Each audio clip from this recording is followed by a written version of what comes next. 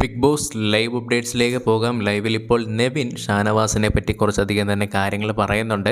എന്തായാലും നെവിൻ പറയുന്ന കാര്യം ഇതാണ്. ഷാനവാസ് പല കാര്യങ്ങളിലും എൻ്റെ അടുത്ത് വന്ന് ഇങ്ങനെ ഒരു ഷൗട്ടിങ് കാണിക്കാറുണ്ട് എന്നുള്ള രീതിയിൽ പറയുന്നു. ആ ഒരു സമയത്ത് എൻ്റെ ടെമ്പർ തെറ്റി, അപ്പോൾ അതിൻ്റെ ഒരു റിഫ്ലക്സ് ആണ് നിങ്ങൾ കണ്ടത് എന്നുള്ള രീതിയിൽ പറയുന്നു.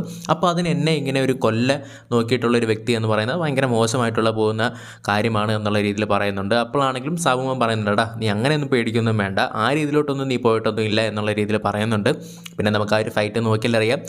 ആ ഒരു പാലിൻ്റെ പാക്കറ്റിലെ പാല് ഫുള്ള് പോയി, പിന്നെ ആ ഇരിക്കുന്ന കവർ മാത്രമാണ് ഷാനവാസിൻ്റെ ദേഹത്ത് വീണിട്ടുണ്ടായിരുന്നത്. അത് ഷാനവാസിൻ്റെ ഒരിക്കലും അഭിനയമാണെന്ന് ഞാൻ പറയില്ല, കാരണം അയാൾക്ക് അങ്ങനെ ഒരു ഇഷ്യൂ ഉള്ള വ്യക്തിയാണ്. അതുകൊണ്ട് തന്നെ പെട്ടെന്ന് ഈ ഒരു റിഫ്ലെക്സ് വന്ന സമയത്ത് നെവിൻ്റെ ഭാഗത്തുനിന്ന് ഇങ്ങനെ രീതിയിലുള്ള ഒരു പ്രതികരണം പ്രതീക്ഷിച്ചുമില്ല. അതേപോലെ തന്നെ നോക്കുവാണെങ്കിൽ പെട്ടെന്ന് ആ ഹാർട്ടിലോട്ട് വന്ന സമയത്ത് ഒരു വിലങ്ങിച്ച് പിടുത്തോ വല്ലതും ഉണ്ടായിട്ടുണ്ടായിരിക്കാം. അതുകൊണ്ട് തന്നെയാണ് പുള്ളിക്കാരൻ അങ്ങനെ കുഴഞ്ഞു വീഴുന്നൊരു പരുവത്തിലോട്ടായിട്ടുണ്ടായിരുന്നത്.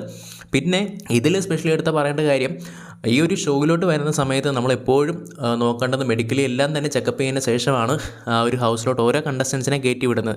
അപ്പം ഓരോ ആൾക്കാർക്ക് ഇങ്ങനെ മെഡിക്കലി ഈ പറയുന്ന രീതിയിലുള്ള പ്രശ്നങ്ങളുണ്ടെന്ന് പറഞ്ഞു കഴിഞ്ഞാൽ അത് മറ്റ് കണ്ടസ്റ്റൻസിനെ ബാധിക്കുന്നതാണ്. കാരണം അവരുടെ അടുത്ത് നമുക്ക് ഇങ്ങനെ സംസാരിക്കാൻ പറ്റത്തില്ല, ഇങ്ങനെ പെരുമാറാൻ പറ്റത്തില്ല എന്ന് പറഞ്ഞു കഴിഞ്ഞാൽ പിന്നെ അങ്ങനെ ആണെങ്കിൽ എങ്ങനെ ഓരോ കണ്ടസ്റ്റൻസിനും ഗെയിം കളിക്കാൻ സാധിക്കും?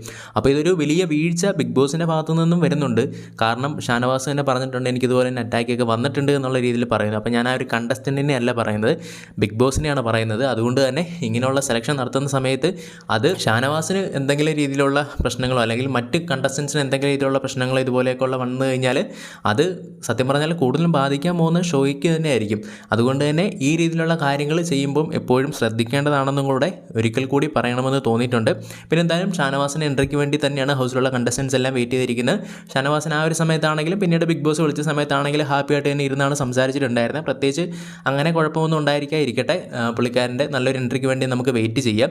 എന്തായാലും ഇങ്ങനെ കുറച്ച് കാര്യങ്ങൾ ഇപ്പോൾ ഇവിടെ സംസാരിച്ചിട്ടുണ്ടായിരുന്നു. പിന്നെ ആര്യനാണെങ്കിലും പറയുന്നുണ്ട് അനീഷിൻ്റെ അടുത്ത്, ചേട്ടാ ഞങ്ങൾ അവിടെ പുള്ളിക്കാരൻ അങ്ങനെ പെട്ടെന്ന് ചെറിയൊരു പാക്കറ്റ് ഇട്ടപ്പോഴേ വീണപ്പോഴത്തേക്ക് ഞങ്ങൾക്കൊരു ഡ്രാമയായിട്ട് പോലെ തോന്നി.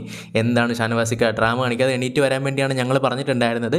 പിന്നീട് എനിക്ക് മനസ്സിലായി ഇത് ഒരു വലിയ പ്രശ്നമാണ് എന്നുള്ള രീതിയിൽ എനിക്ക് മനസ്സിലായി. അപ്പോൾ ഞാനത് പിടിക്കാൻ പോയ സമയത്ത് അനുമോൾ വന്ന് എൻ്റെ കൈ തട്ടിയിട്ട് പോടാ മാറിപ്പോ, ഒരാളെ കൊല്ലാൻ ശ്രമിച്ചിട്ട് എന്നുള്ള രീതിയിൽ പറഞ്ഞ് അനുമോളാണ് അവിടെ ഒരു വലിയ പ്രശ്നം ഉണ്ടാക്കിയത് എന്നുള്ള രീതിയിൽ പറയുന്നു. അപ്പോൾ എനിക്കിവിടെ ഒരിക്കലും അനുമോളെ തെറ്റ് പറയാൻ സാധിക്കത്തില്ല. കാരണം അനുമോളെ ചിലപ്പോൾ അതിന് മുമ്പേ മനസ്സിലാക്കിയിട്ടുണ്ടായിരിക്കാം പുള്ളിക്കാൻ ഈ പറയുന്ന രീതിയിലുള്ള പ്രശ്നങ്ങളുണ്ടെന്നുള്ളത്.